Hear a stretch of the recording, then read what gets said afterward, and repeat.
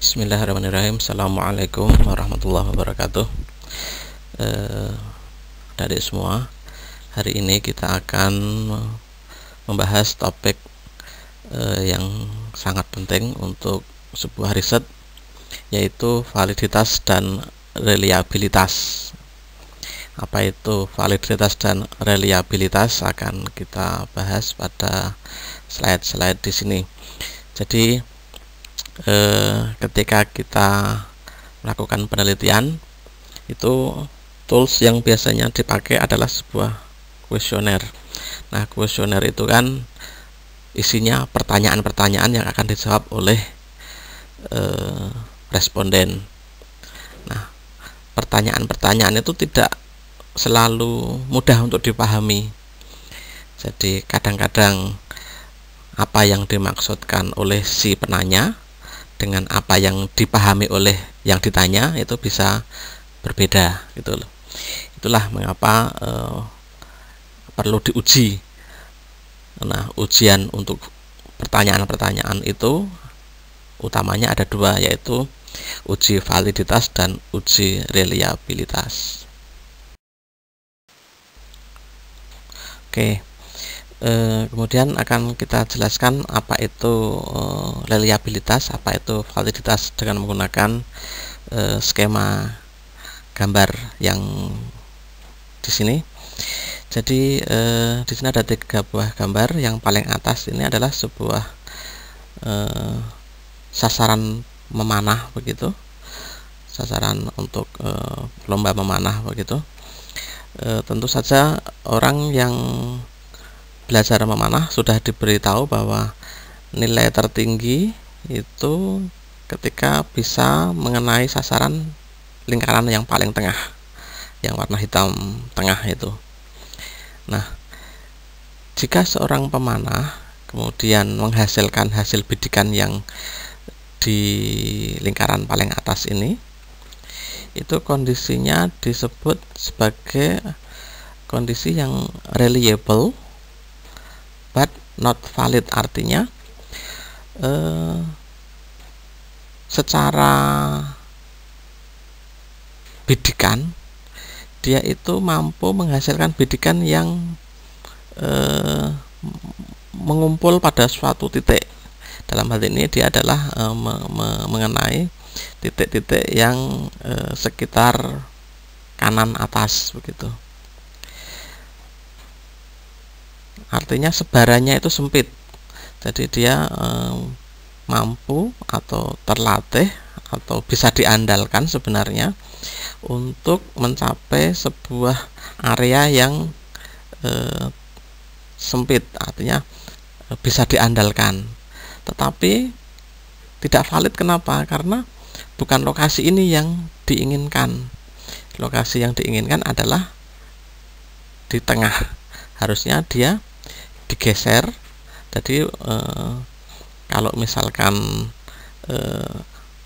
sebuah teropong, begitu, tinggal istilahnya coba dikalibrasi, dibawa turun, kemudian digeser ke kiri agar sasarannya itu kira-kira akan mengenai titik tengah, gitu.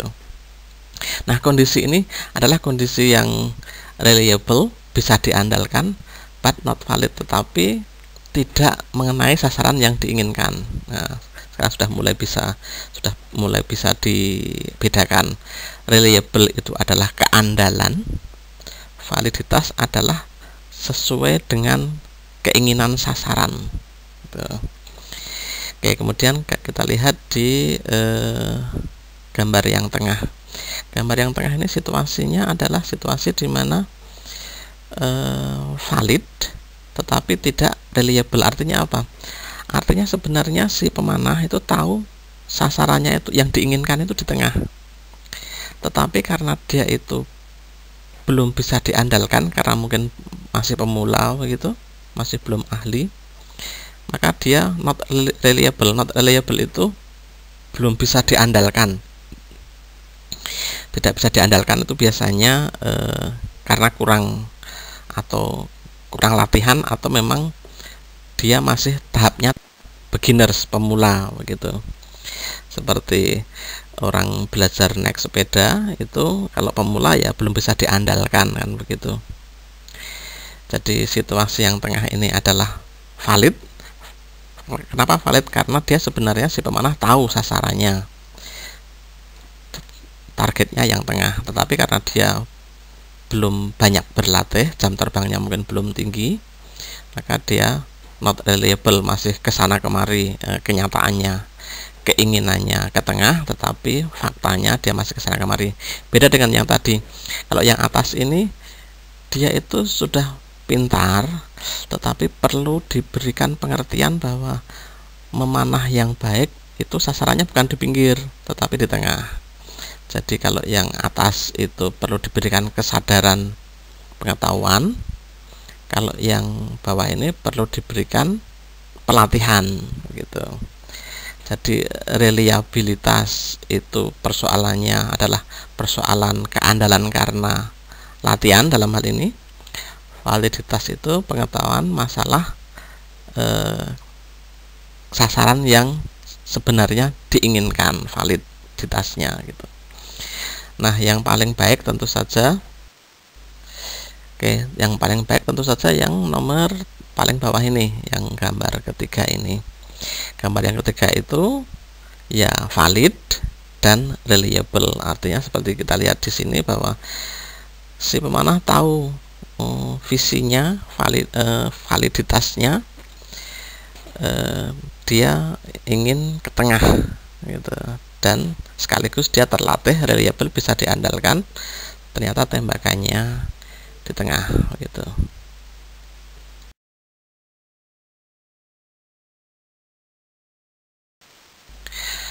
Nah, inilah kita bicara lebih teoritis yang slide ini. Validity gitu ya. Depends on the purpose of the measure. Jadi tergantung tujuan dari pengukuran. Contohnya, for example, e.g. for example, a ruler may be a valid measuring device for length. Penggaris itu adalah sebuah alat yang valid untuk mengukur panjang, but isn't very valid for measuring volume. Tetapi penggaris itu bukan alat yang valid untuk mengukur volume. Mengukur volume ya tidak memakai penggaris, tetapi memakai misalkan literan gitu ya. Walaupun mungkin ahlinya juga bisa menggunakan penggaris, misalkan panjang kali lebar kali tinggi, tapi itu kan butuh tambahan keahlian lagi. Oke. Kemudian teori berikutnya validity adalah measuring what it is supposed to. Jadi validitas itu adalah ukuran yang mengatakan dia mengukur yang memang sebenarnya ingin diukur. Measuring what it is supposed to itu artinya sebuah ukuran yang valid itu memang ukuran yang memang diinginkan untuk diukur. Nah, ini perlu perenungan ini. Validitas adalah memang sebuah alat itu dinyatakan valid kalau memang dia mengukur sebenarnya apa yang dia ukur gitu. Nah, lebih mudah dengan contoh, misalkan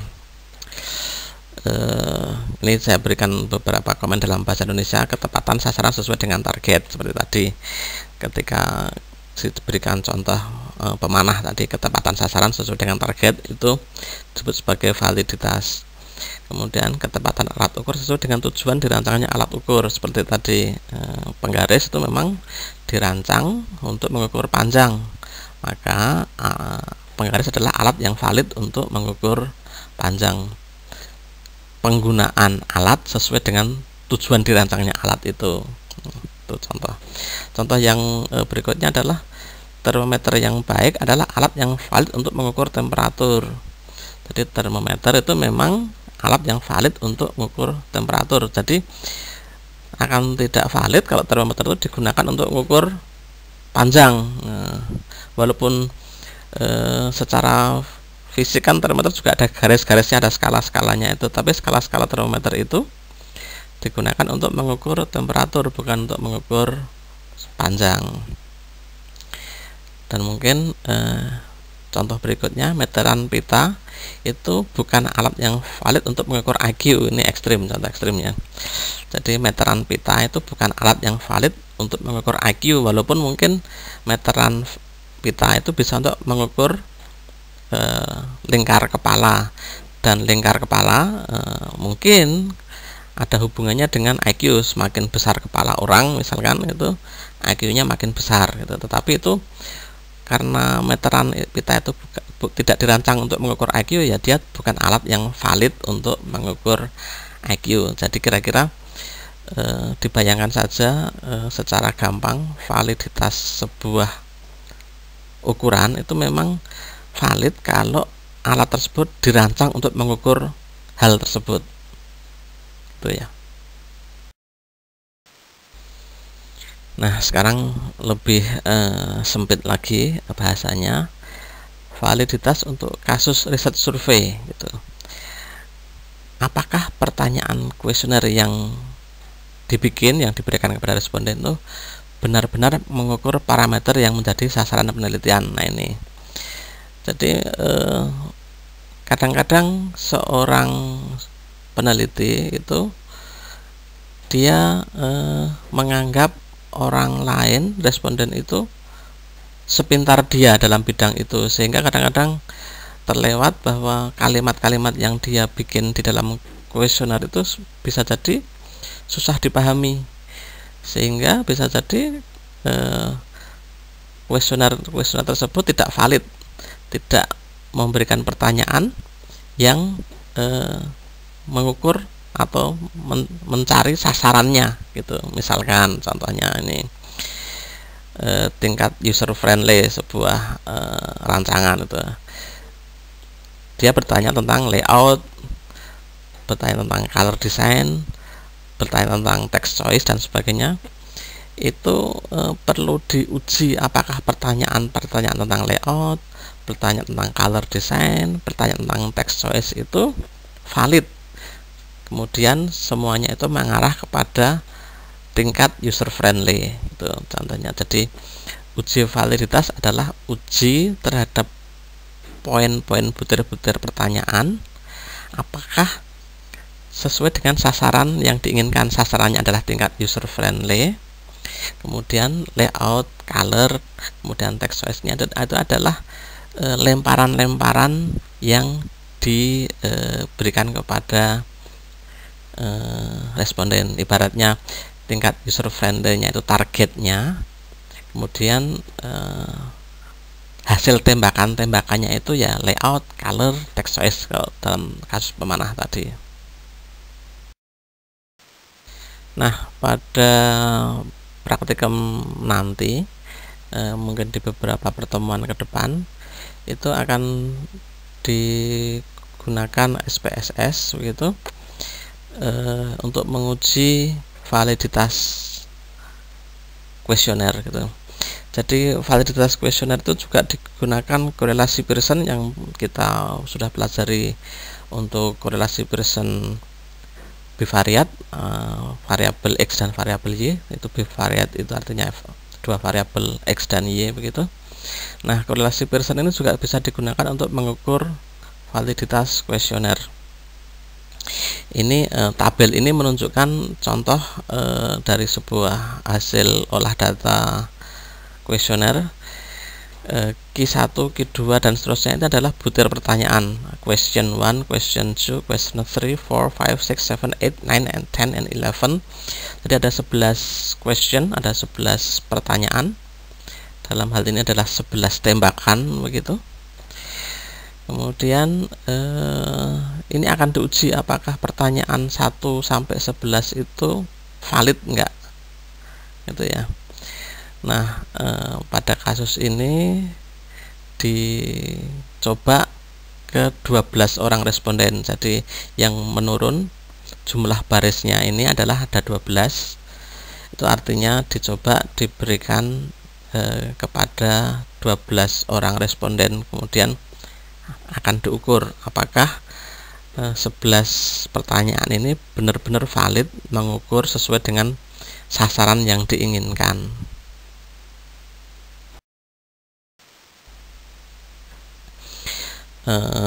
Contoh gampangnya di sini, jadi di SPSS itu nanti detailnya akan diajari oleh asisten pada saat praktikum. Jadi di SPSS itu nanti bisa diklik bagian menu Analyze, Correlate, Bivariate gitu ya. Nah, nanti hasilnya langsung muncul tabel yang di sebelah kiri ini. Nomor soalnya itu adalah jumlah questionnya tadi ada 11. Kemudian langsung muncul di sana R hitung. Ini yang menghitung adalah mesin SPSS. Kemudian ada muncul R tabel. Jadi Pearson hitung, R Pearson tabel, kemudian muncul keterangan. Jadi begini, di koefisien korelasi Pearson itu ada tabel yang sebelah kanan ini. N adalah jumlah respondennya, alfa ini adalah errornya. Alfa sama dengan 0,05 itu artinya 5% error. Alfa sama dengan 0,01% adalah 1% error, begitu. Kalau misalkan digunakan 5% error gitu dengan 12 responden, ini ketemu angka yang di dalam lingkaran ini 0,576. Kemudian ini dibawa ke R tabel gitu ya. R tabel itu karena di sini semuanya 12 responden ya sama semua, R tabelnya 0,576 semua gitu. Nah, keputusan valid atau tidak jika R hitung itu masih di atas R tabel, maka masih dikategorikan valid. Seperti di sini R hitungnya berbagai macam variasi, ada yang 0,915, 0,88 dan seterusnya begitu. Tetapi asalkan angka R hitung itu masih di atas R tabel, maka butir-butir kuesioner itu masih dianggap valid. Gitu saja. Nanti teknisnya akan dijelaskan oleh asisten ketika praktikum. Nah, kalau tadi itu kita mengukur validitas, sekarang bagaimana dengan reliabilitas? Jadi seperti tadi dijelaskan, reliability is the consistency of your measurement. Jadi tingkat konsistensi dari pengukuran. Konsistensi itu ya keandalan tadi itu. Melesetnya tidak banyak, itu artinya bisa diandalkan. Or the degree to which an instrument measures the same way each time it is used under the same condition. Jadi tingkat di mana alat yang digunakan pada kondisi yang sama itu menghasilkan nilai yang hampir sama, itu sama dengan reliabilitas.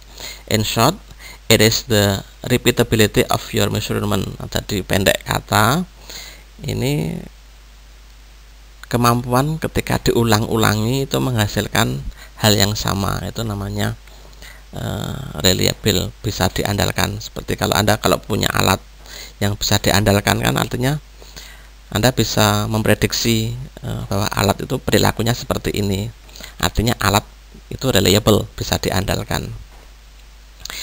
A measure is considered reliable if a person's score on the same test give the twice and similar. Jadi ukuran bahwa skor seseorang itu bisa diandalkan itu jika diberikan tes 2 kali itu hasilnya sama gitu. Jadi orang itu bisa diandalkan itu adalah orang yang memang perilakunya itu bisa diprediksi, tidak mencela-mencela. Jadi kalau orang yang mencela-mencela itu orang yang tidak bisa diandalkan karena perilakunya banyak berubah gitu. It is important to remember that reliability is not measured, it is estimated. Jadi harus diingat bahwa reliabilitas itu adalah perkiraan. Jadi memang tidak bisa persis gitu ya. Apalagi dalam riset survei. Ini saya berikan keterangan dalam bahasa Indonesia. Kehandalan alat ukur. Reliabilitas itu adalah kehandalan alat ukur. Berulang-ulang digunakan untuk mengukur parameter yang sama alat ukur yang handal pasti menghasilkan angka yang sama gitu ya. Jadi yang paling gampang dalam fisika itu ya, kalau misalkan penggaris itu ya kalau 1 meter ya dimanapun digunakan ya semeter itu, kecuali kalau meterannya itu mulur gitu ya. Jadi kenapa alat ukur itu dibuat alat yang tidak melar itu karena biar bisa diandalkan. Dapat dibayangkan kalau meteran itu terbuat dari karet, itu mesti tidak bisa diandalkan. Nah, kalau tadi validitas menggunakan besaran korelasi namanya korelasi Pearson atau Pearson correlation, maka dalam reliabilitas digunakan besaran yang disebut sebagai alfa Cronbach. Alfanya itu alfa. Cronbach itu orang yang menemukan cara pengukurannya. Jadi alfa Cronbach sebagai alat ukur reliabilitas. Kalau di SPSS nanti juga akan lebih detailnya akan diajari oleh asisten. Klik analysis, kemudian scale, kemudian di sana ada reliability analysis. Ketika itu nanti akan muncul angka alfanya berapa gitu. Nah, sebuah tabel kecil begitu nanti akan muncul alfa Cronbach berapa begitu. Nah, cara membacanya, jika alfanya ini lebih mudah cara membacanya. Jika alfanya lebih kecil daripada 0,5, maka reliabilitasnya rendah. Jadi ini masih harus diperbarui, diulangi lagi rancangan kuesionernya karena tidak reliable. Kalau 0,5 sampai 0,7 itu disebut sebagai sedang atau moderat. 0,7 sampai 0,9 itu tinggi. Nah, sebaiknya untuk sebuah riset yang serius itu alfa Cronbach-nya minimal 0,7 ini. Kalau yang sampai 0,9 ke atas itu alat ukur fisika biasanya. Jadi menggunakan alat fisik itu biasanya pasti perfect reliability-nya karena alat ukur fisis. Jadi itu adik-adik semuanya kuliah hari ini. Nanti ini digunakan lebih detailnya di praktikum validitas dan reliabilitas. Tetap jaga kesehatan. Sekian dari saya. Assalamualaikum warahmatullahi wabarakatuh.